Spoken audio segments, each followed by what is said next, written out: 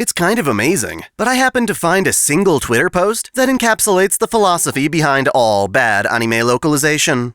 Let's take a look.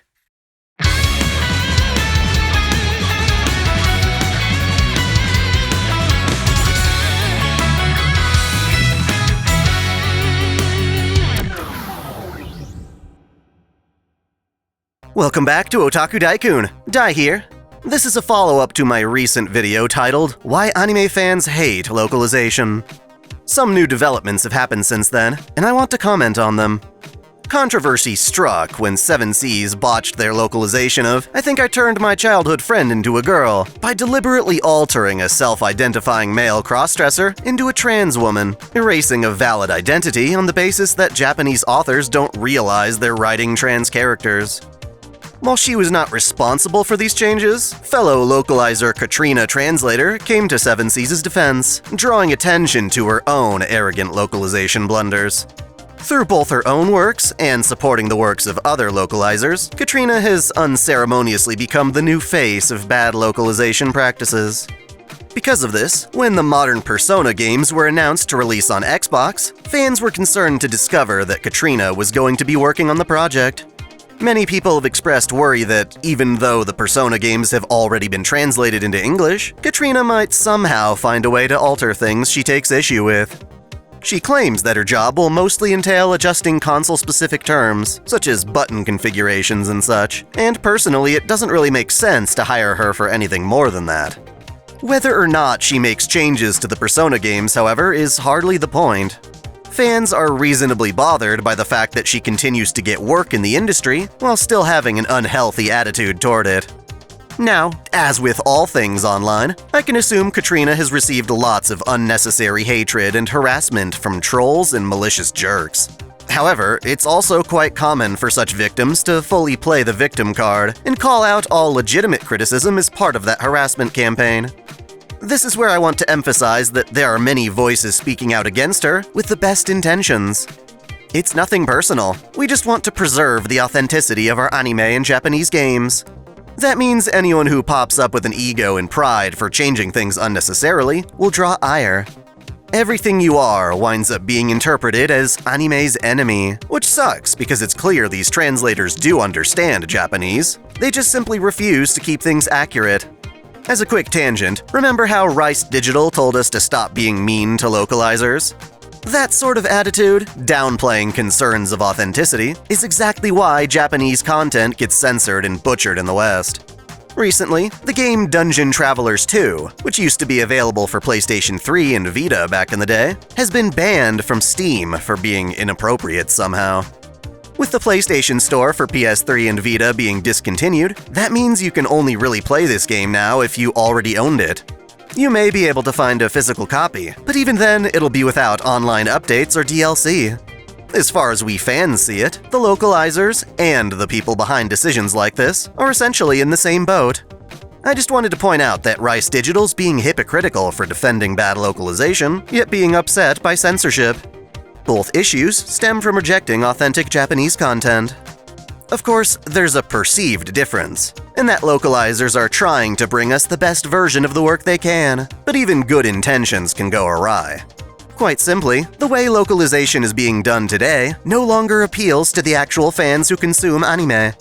Luckily, there's a single interaction that Katrina got involved with that we can use to perfectly demonstrate the gap between what we fans want and the philosophy localizers go by. As you can see, Katrina is responding to another localizer as they admit they saw a fat joke about a female character that was thin by Western standards. They changed it into a joke about the girl's poor taste in wardrobe. Katrina, in turn, declared this to be a 10 out of 10 localization move.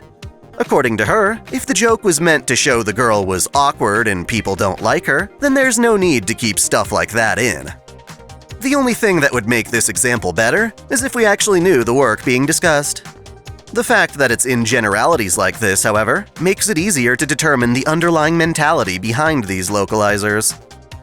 Either way, it seems both localizers in this case are in agreement that you don't need to properly translate the fat joke if you can simply show the girl is awkward. Now, I want to clarify that this isn't a case where the joke doesn't translate directly into English. I'm sure of that. Puns and certain bits of Japanese wordplay can be difficult to navigate between languages, but the issue isn't that the joke doesn't make sense in English, it's that they don't think a fat joke is appropriate for English-speaking audiences.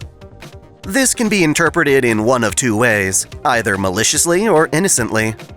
Let's start with the malicious interpretation. Honestly, when I read this exchange, it appears like the localizer is offended by the fat joke, or at least thinks Westerners will be offended because of things like the body positivity movement. Maybe they're larger than the girl in question, and don't want to consider that they themselves might be fat, at least according to Japan's standards. I've seen this when the website Anime Feminist reviewed episode 1 of How Heavy Are the Dumbbells You Lift. They took issue with how the protagonist, Sakura Hibiki, was worried about her own weight gain enough to join a gym. The character freaked out about having enough flab on her belly to pinch, and made a big deal out of it. The anime even counted the calories for all the snacks she was eating. Of course, anime feminism took this as body shaming, most certainly implying that Japan is fat-phobic for having stricter beauty standards than the West. Perhaps this localizer was trying to fix this element they deemed problematic, so they removed the joke and made it a commentary on fashion.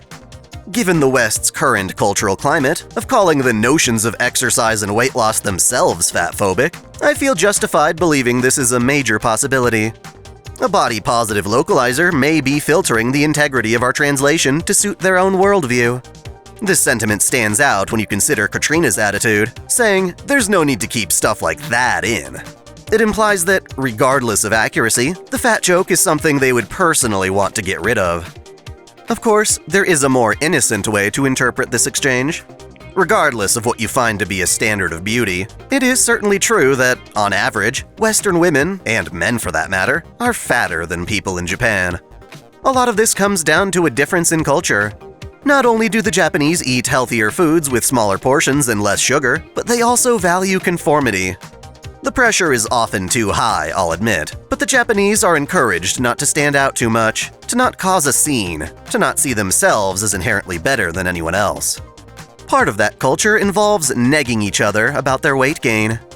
It's not considered horrendously offensive for one woman to point out that another woman is putting on some pounds and might want to go on a diet to fit in. Through little moments of feedback, a lot of Japanese citizens find themselves falling in line with the rest of their society, which is certainly in contrast to the individuality celebrated in other countries. Therefore, a Western audience might not understand what it means for a Japanese girl to call another one fat. It might not have the same effect. As such, if the localizer truly believed that the interaction was meant to point out the girl's awkwardness or lack of conformity, then maybe the fat joke wouldn't convey that to certain Western audiences. Perhaps they genuinely felt that a comment on the girl's wardrobe would convey the central idea more effectively across cultural boundaries. After all, many localizers still think that conveying the underlying idea is more important than delivering the same content. While I can definitely say this interpretation is less arrogant, it still counts as a fundamental flaw in what anime fans have come to desire from localization. One issue with this localization philosophy is that it relies on the localizer's interpretation of the artist's message. With their knowledge of Japan and Japanese culture, they may feel entitled to read between the lines and fish out any deeper meaning. This is why localizers pride themselves on their creativity, but just because you think you know what an artist is saying, that doesn't mean you're right. When you force your interpretation of things on a work, you can actually wind up undermining the artist's intent. This is apparently what happened to the Evangelion 3.0 dub from Funimation. From what I can gather, sadly without any official proof, is that the film was dubbed and showed off at a US anime convention. Representatives from Studio Kara were present during the screening, and were annoyed to see the audience laughing at scenes between Shinji and Kaoru. My assumption is that Funimation really played up the yaoi vibe, so it stood out way more in English, creating an unfavorable audience response. Kara then made Funimation start all over again with their localization, overseeing it more strictly. Basically, localizers shouldn't assume they inherently know an author's intent. Their job should be a liaison for the language, not the overall vision. For instance, I think Japan is wrong for forcing Aniplex to stick with Altria as King Arthur's female name. Linguistically, Artoria, being an English character, is better suited to a proper English name, rather than simply sounding out the Japanese. Beyond things like this, however, localizers need to be subservient to the Japanese original. That said, let's assume that the localizer in this case truly does understand the author's intent. Perhaps the fat joke really is meant to show the other girl is awkward, and the fat joke itself doesn't convey that to Western standards. I'd argue it's still wrong to omit or change the joke, because doing so deprives us the chance to learn about Japanese culture. Perhaps truly understanding the scene means knowing more about Japanese body standards and their cultural behaviors around it. Maybe, if you watch the anime without this understanding, you'll interpret the work differently than intended. I'm here to say that's not a bad thing, not necessarily. The only way we learn anything is by encountering things we don't already know. If someone likes anime enough, they'll keep watching even through a bit of confusion, and by sticking with it, they'll eventually develop a deeper understanding of the work. In terms of Western anime culture, we're no longer at the point where fans need their hands held. We know enough about Japanese culture, as well as the tropes of anime, that certain things like honorifics, for instance, can slip into subtitles, or even a dub, without breaking our immersion. I'm not about to say we need every anime to preserve honorifics, but there are times when it helps to do so. Katrina and her colleagues feel their job is to not necessarily provide the same content, but rather the same experience or effect between cultures. I'm here to say that this shouldn't be their objective at all. It should be the opposite, content over experience. For one, who's to say there's really that much of a cultural barrier in the first place? There are plenty of Western anime fans who can understand that someone being fat, even just a little, is worth pointing out. Not everyone's going to be offended by that. It's even easier to understand that, while we might not normally think that way, we could at least understand that the Japanese would act this way. For example, I personally think that natto, one of Japan's most staple foods, is absolutely disgusting, but that doesn't mean I get all confused whenever characters in anime eat it. I understand what it means to them, regardless of whether it has the same meaning to me. Other times, the cultural barrier is an advantage to an anime's appeal. What seems mundane or ordinary to the Japanese might be exciting or exotic to us. I'm sure our fascination with samurai and ninja are fun to us as foreigners, the same way that cowboys in the Wild West are fun for the Japanese. An interesting example of this is Komi Can't Communicate. The YouTube channel, That Japanese Man Yuta, made a video covering the various complaints that Japanese audiences had with Komi-san's anime debut. There were aspects, such as Komi's beauty and the protagonist having a famous voice actor, that made the series seem less realistic or sympathetic. In contrast, I never got that impression, and I haven't seen Western fans having the same complaints. I bet this is because we Western fans haven't actually gone to a Japanese high school. We're not expecting it to be realistic because, for us, the school life in these anime are a source of fantasy and escapism. In other words, there are some ways in which I, an American, can enjoy Komi-san more than the Japanese audience it was made for. Similarly, I have a Japanese friend named Hiro who loves Western media, especially military games like Halo, way more than I do. What I find ordinary is what he finds fresh and exciting. Now, I'll admit I used to be one of those guys who thought it was important to preserve the same experience, but I have changed. We have changed. I remember supporting the localization of Final Fantasy X back when it first released. Toward the end of the game, there's a part where Yuna says she loves Tidus before the two of them get separated. In Japanese, Yuna doesn't say, "I love you." Instead, her feelings are more subtle. Back then, I thought it was good to openly declare her feelings, because I had a bit of resentment for how private the Japanese are with relationships. They freak out over the smallest displays of affection, and part of me wanted to rebel against that. Even worse, I used to think that, unless these characters declared their love, then that love wouldn't be as profound. As an adult, I've completely changed my mind. Don't get me wrong, I love saying "I love you," and hearing it said in Japanese as "aishiteru" is especially heartwarming. That said, just because two people don't speak their love aloud, that doesn't mean love isn't there. Japanese Yuna is just as in love with Tidus as her English version. In fact, it's actually more mysterious and exciting to form my own, more emotive understanding of their love than labeling it in a traditional sense. The same issue happened in reverse with the Netflix localization of Evangelion. People tend to prefer the old dub, in which Kaoru says he loves Shinji, mocking the more accurate translation that he likes Shinji, and that Shinji is worthy of his grace.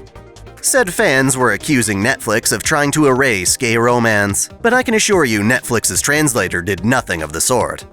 I'd argue anyone who thinks less of the bond between Shinji and Kaoru in subtitles or the Netflix dub is wrong. I'd rather Localizer stay accurate with the translation and let me interpret the nature and intensity of their relationship on my own through the actions, emotions, and subtext. As an aside, that Netflix dub has its own issues unrelated to this. I'll agree it's dumb to call someone like Asuka the second children. That's just grammatically incorrect. Obviously, you'd want to make it lost child if you're only talking about one child. That, or say something like she's the second of the lost children. Nobody is really complaining about that sort of change.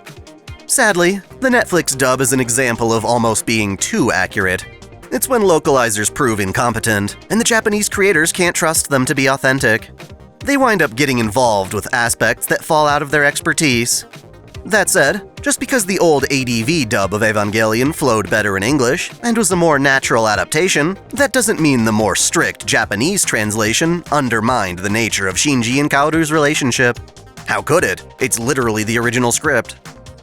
Ultimately, I'm saying it would be better to leave the fat joke in, regardless of whether Western audiences understand its cultural context. It could cause us to misinterpret the work in a negative way, but it could also do the exact opposite. At the very least, if you keep the joke in, then audiences have a chance to know what was actually being said, allowing them to learn that context for themselves. Covering it up as a reference to poor fashion tastes, maliciously or otherwise, deprives us of that opportunity. By declaring otherwise, Katrina has provoked a great many anime fans who have given her plenty of fair criticism. Of course, she's not the only localizer out there who thinks that way. In some markets, her localization philosophy is still the norm. Thus, calling all this out is less of a personal attack on her, and more that she's just become a great example of what fans don't want. Hopefully the companies who handle localization will realize this and start profiting from a more authentic approach. I'm actually kinda surprised I got a full video on this topic. What do you guys think? Agree with me or not, I'm eager to read your thoughts in the comments below.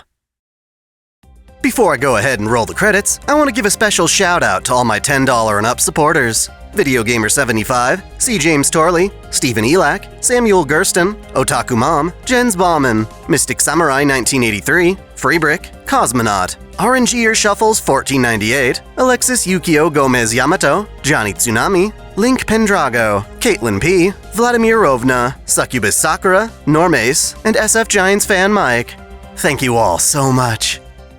Thanks for watching!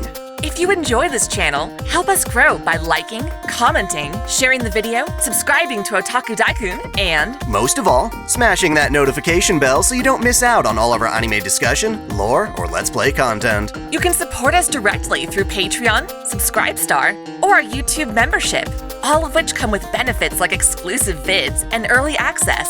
As always, celebrate your fandom!